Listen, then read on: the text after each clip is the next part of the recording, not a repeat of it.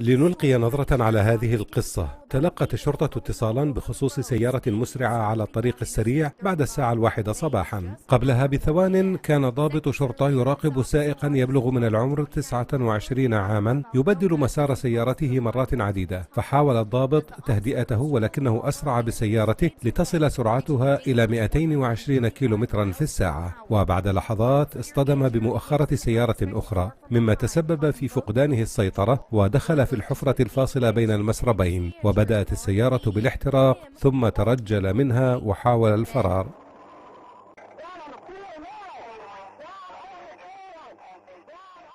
ضابط الشرطة المسلح اتجه نحوه وقام بتكبيله واعتقاله. يمكنك أن ترى النزف في رأسه، وبنفس الوقت سيارة الإسعاف والمزيد من رجال الشرطة يهرعون لخلع أبواب السيارة للوصول إلى طفل عمره 9 أشهر، وقاموا بإنقاذه دون أن يصاب بأذى.